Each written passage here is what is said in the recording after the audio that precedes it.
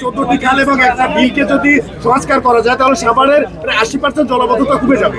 আমরা নিউজ করার পর এখনো পর্যন্ত আমরা সেটার কোনো সুফল পাইনি, আমরা এখনো জলাবদ্ধতার ভিতরে আছি। তো এটার জন্য কোনো উদ্যোগ আপনারা গ্রহণ করেছেন কিনা? আপনারা নিউজ করার পরে উদ্যোগ দেখেননি, আপনার নিউজটা আমার কাছে পাঠিয়েছেন।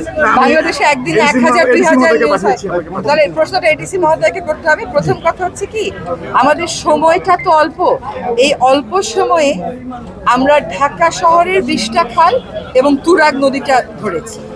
এগুলো আমরা অর্থ জোগাড় করছি, কাজও শুরু হয়ে গেছে। তুরাগটা হয়তো কাজ শুরু হয়ে যাবে, আশা করি বেশি দেরি হলে ফেব্রুয়ারিতে। আর বাকি জায়গা যেগুলো খাল, যেমন নোয়াখালীতেও খাল দখলমুক্ত করা যায়নি।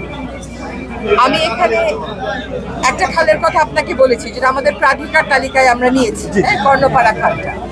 তো একটা প্রক্রিয়ার বিষয় আছে, তো সবখানে সব খাল দখলমুক্ত দূষণমুক্ত করতে আমরা হয়তো উদ্যোগ নিতে পারবো না, কিন্তু কাজটা যেন শুরু হয় এবং কাজটা কি করে শুরু করলে টেকসই করা যায় সেই কাজটাও আমরা ঢাকা দিয়ে শুরু করছি।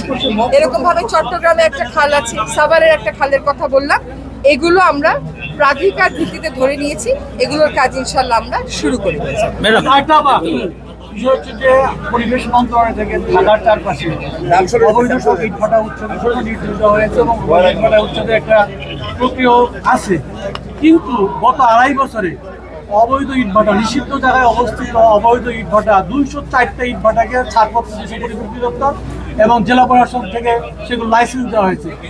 অবৈধ করে উচ্ছেদের পরিবর্তে তাদেরকে বৈধ করার এই প্রক্রিয়া, এই ব্যাপারে কিছু বলেন? এটা তো একটা অভিযোগ আমাকে একটু আগে হোয়াটসঅ্যাপে পাঠালেন।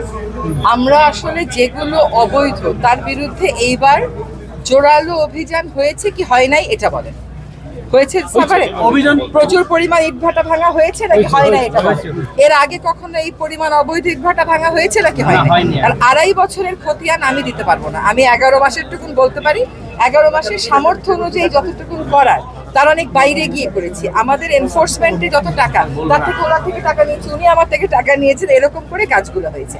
আপনি যদি 204টা ইটভাটা, আপনার বক্তব্য হচ্ছে এগুলো যে জায়গাটায় করার নিষেধ সে জায়গার মধ্যে পড়েছে, তারপরেও এগুলোকে লাইসেন্স এবং ছাড়পত্র দেওয়া হয়েছে।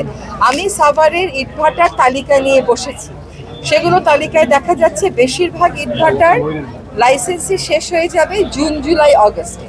মাত্র হাতে গোনা 6টা থেকে 8টার থাকবে হচ্ছে আপনার ফেব্রুয়ারি, জানুয়ারি, ডিসেম্বর পর্যন্ত, মানে যেটা চলে যাবে জুলাই, অগস্ট, সেটার আর বৈধতা থাকছে না যদি আমরা আবার রিনিউ না করি। আমি সুযোগ দেখছি না রিনিউ করার।